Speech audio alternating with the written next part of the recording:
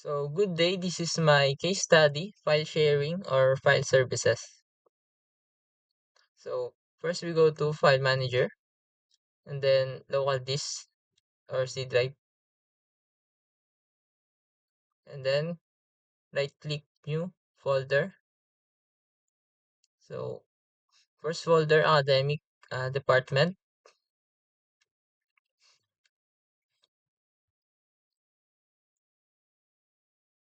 and then isa pang folder for Administrative Department.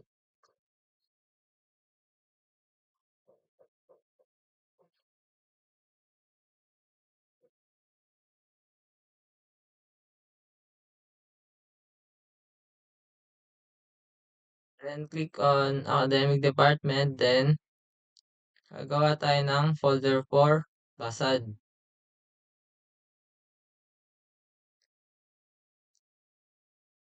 And the other department, AAD, CAAD, and MAAD. Then inside each department, gagawa tayo ng folder for each section or course. So, BT/BTE Electrical,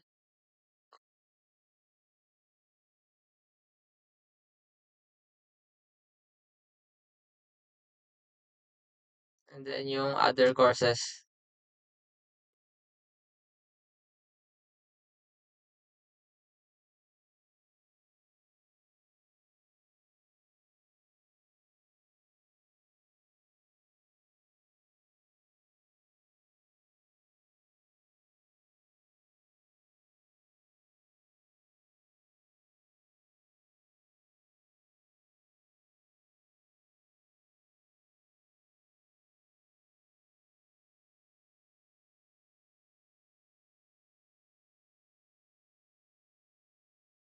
And then for administrative department, gagawa din tayo ng folder for each office.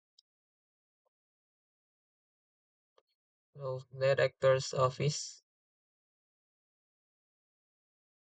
and then yung the rest.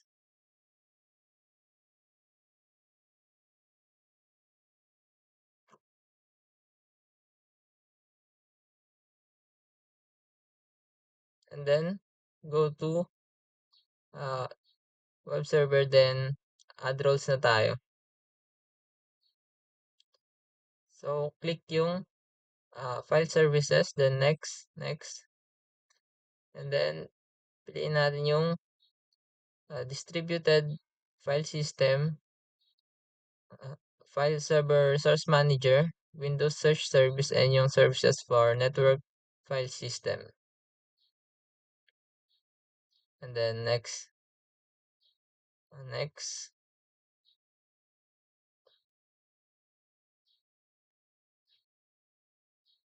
next lang,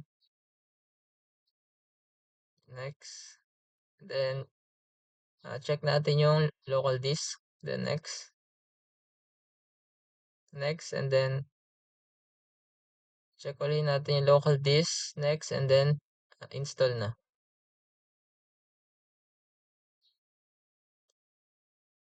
Then close. Then punta tayong start, administrative tools, and file server resource manager.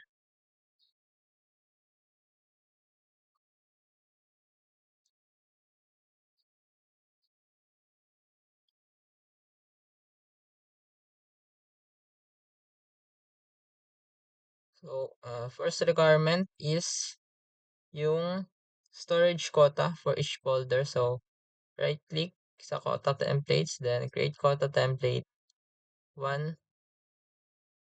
gigabyte based on the requirements. And then yung space limit, 1 gigabyte. Then add.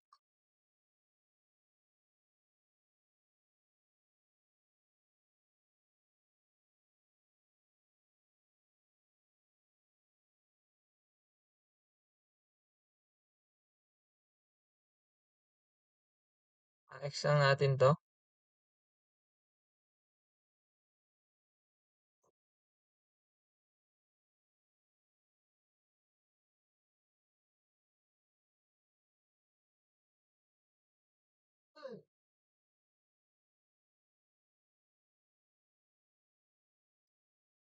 So, nasa pinababa kasi yung okay button, di siya makita. So, mag magta-tab na lang.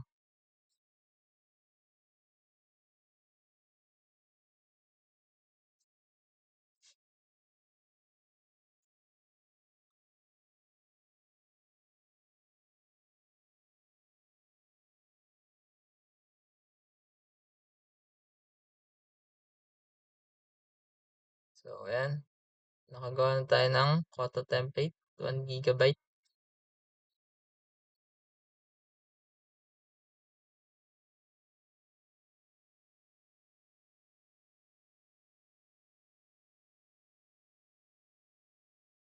So, punta na tayo ng file screening management and then file groups. Right click, create file group. So, gawa tayo ng general. So, based on the requirements, this folder should contain only Office documents, PPT docs, .doc, .xls, .pptx, .pdf. Then okay. Then sa file screen templates naman, right click, create new. So gagawa ulit tayo ng for general.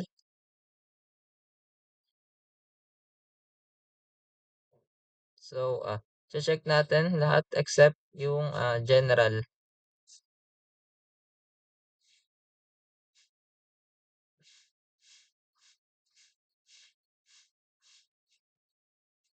Then create.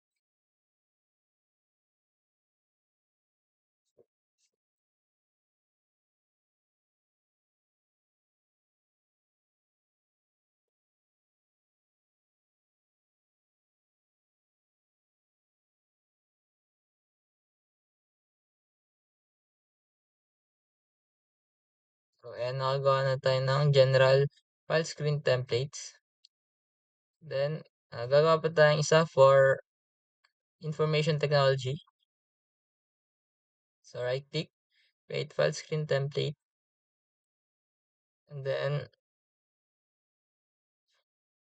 check natin lahat except executable files based sa requirements.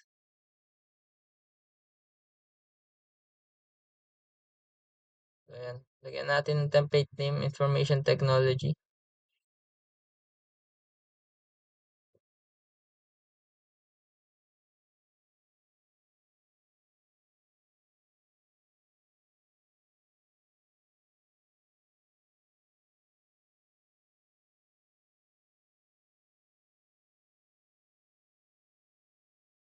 Then, punta tayo ng server manager, roles, file services, then provision a shared folder wizard.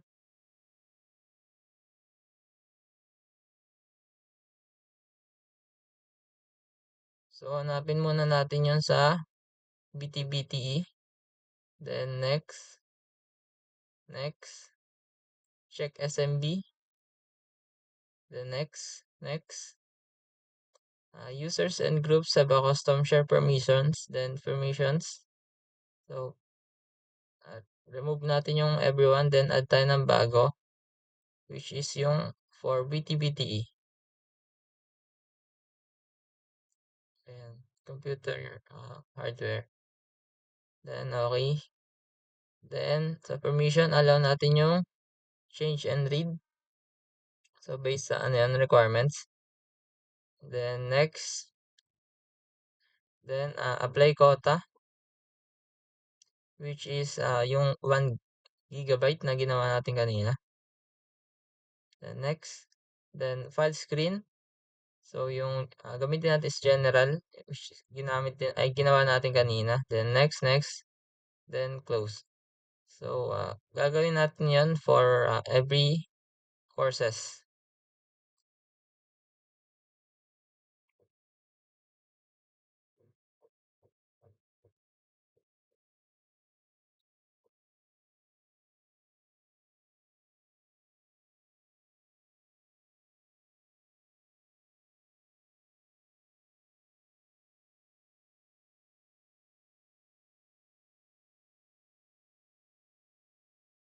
So for information technology, ang gagamitin nating file screen template is information technology instead of general.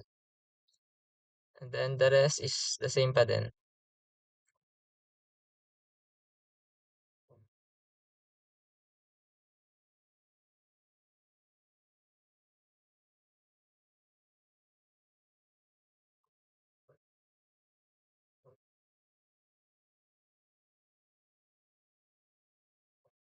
And after each course sa administrative department naman, so before nun pala, punta muna tayo ng local disk, then gagawa tayo ng university public folder and installer folder.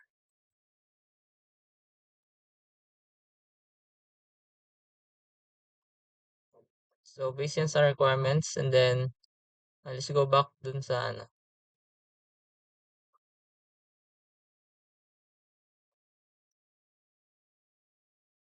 So sa administrative,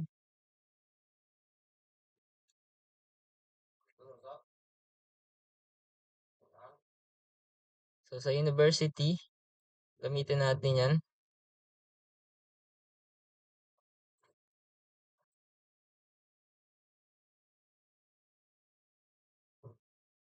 Okay. Then yung local disk C, next, next, check SMB. So same process pa din.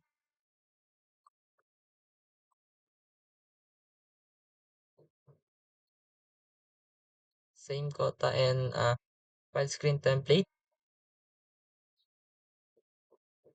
Same permission.